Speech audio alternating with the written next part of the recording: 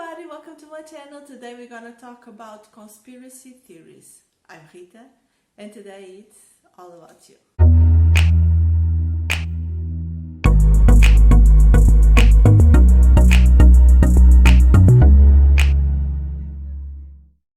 A conspiracy theory is a non-conventional and non-substantial explanation for something that happened in society and that may involve a secret.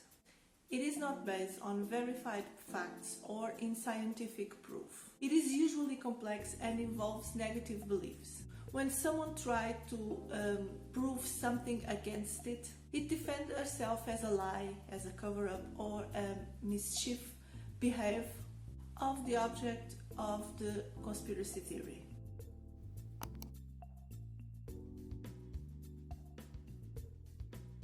The first fact is the need to reduce uncertainty, anxiety, and lower the feelings of overwhelming unknown the future. And the conspiracy theory is the explanation for that uncertainty. And this behavior is extremely similar to occult behavior because usually arises in crisis. We can say that a conspiracy theory is an almost religious representation in their content, form and function, because it's exactly the same you found in institutions that they are very close to religious beliefs, sects or even cults. The second reason is the need that everybody needs to feel safe and to feel in control of their own lives. This conspiracy theory offers a psychological comfort, at the same time include a culprit or an explanation. And people with low social political control and also a low vision of themselves as individual, as somebody that belongs to a society, a community, are much more susceptible to believe in these theories. And the third reason is that these theories actually make people feel good about themselves. It means that they are feeling that they are not just in control, but that they are feeling valuable because they kind of solve a mystery or have a social value. It usually points fingers to others in order to excuse themselves for any responsibilities in their own lives. In this matter, people really need to have a higher vision about themselves and about their value in society. A confirmation bias in the brain, a tendency to look for information that confirms what you know already or what you already believe. And this is an unconscious process. This is not something that we search on purpose. We usually search theories or we search information confirming things that we already believe or that we already know that we want to know as our own truth. This is not really about the content.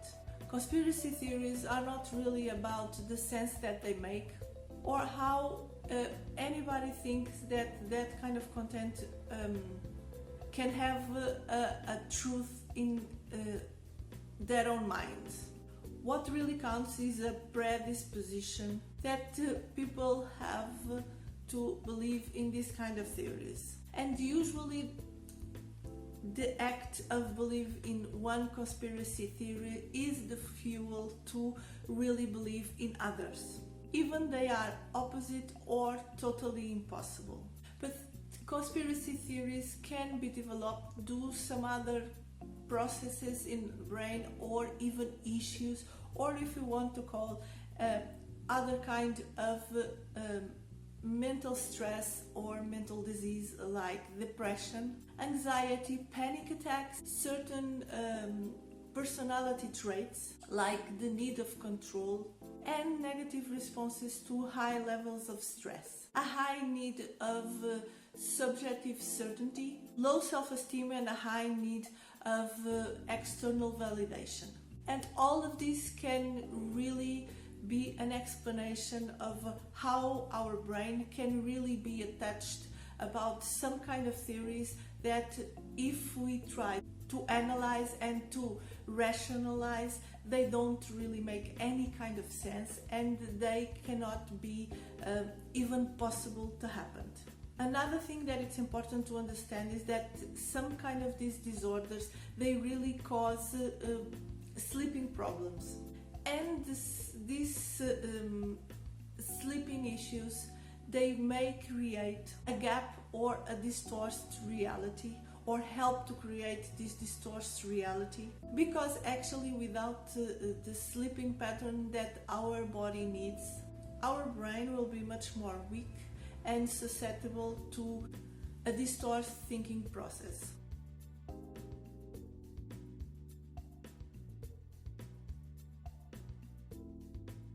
And this may be a really explanation why conspiracy theories, they grow up in difficult times for humanity, like in pandemic times, like in health issues for the whole world, because these kind of processes bring a higher level of stress in each person, which really affect the sleeping pattern, which can really weaken the thinking process. And all of this is something that it can be an explanation, but is not the only one, and it's not exclusive to these kind of times and to this kind of situations. Conspiracy theories tend to have a negative attitude with authority, potentially feelings of alienation from reality, and ruled by suspicion, by anger, by resentment, and by hostility.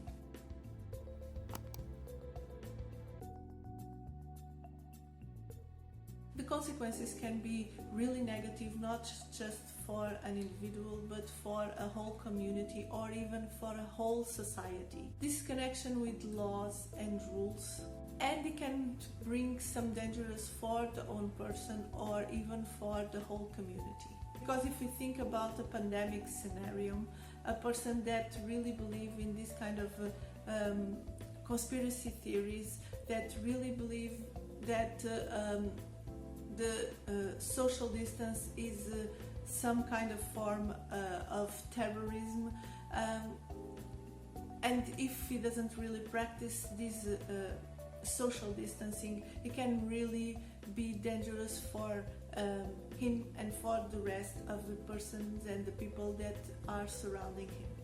But at the same time, this kind of conspiracy theories, they really make the individual cave in their own uncertainties and their own doubts, and it can be really dangerous when used by powerful people, like people that they are in front of the government of a country or a group of countries. It is dangerous and serious enough to eventually create a war in any part of the world. And here I leave you with some tips about these conspiracy theories, and to encourage you to really search for what it's most possible to be the truth, and not things that can be behind some other things, which most of the times can lead to all of these problems in an individual or in a group way. Encourage critical thinking in yourself. If we spend a lot of time in this channel when we are talking about parenting, talking about how you can encourage the thinking process and the thinking critical process in your kids, try to do the same exercise but with yourself. And the way you can do it, it's ask questions about all the things that you are in doubt. Ask questions about the things that you say that it can be true, or for you it can be a possibility. Even they look very strong possibilities to you, keep make questions, because this will lead you to search for other kind of information, that it's not just the one that you are expecting. Another thing that it's important is where to find this information and to really select the sources of this information. So the better thing is to search for the same kind of theme or the same kind of topic in different ways and in different platforms, that you can be a little bit more certain about their truth and about their own verified proofs. You have to understand that there are lots of information that they are not truth because they are not verified, because they are not proved. So try to find the most scientific papers that you can, the most scientific information that you can, in order to help you lower your own doubts and your own questions about all the topics that you want to know. Be aware if the comparisons that you are hearing or reading or talking about are fair, if they are not just coincidences, or if you are not just hunting ghosts. So it's important for you to think rationally about all the questions and all the things that you have in your mind. Try to be the more rational you can and try to analyze it in good way. Don't really engage in this kind of superhero society uncover facts that they don't really exist, that they don't really happen the way you think that they can happen. Believing in conspiracy theories is the result of some uncertainty, some fear, some feelings that we are not coping with. So maybe the next time that you start to feel this kind of fear, this kind of uncertainty, these kind of feelings that are really scaring you, instead of going and really start to believe in these kind of things, just find somebody to talk about these feelings.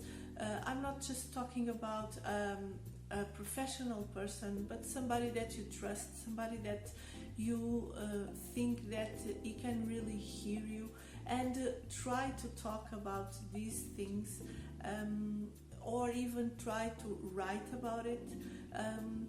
Try to find ways of express yourself in this way, instead of believing in things that most of the times they are impossible. They are not just true, they are just impossible to happen or to exist. And try to really find a way of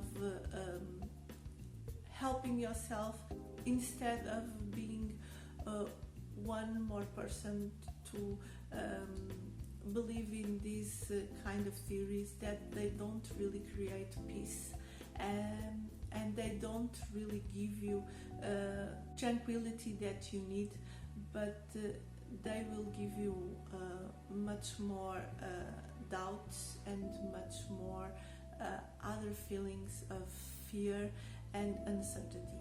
And so that's all for today, guys. I hope you like it. I hope you subscribe to the channel, leave a thumbs up, share with a friend, comment if you want, and I'll see you next time for another video. Bye!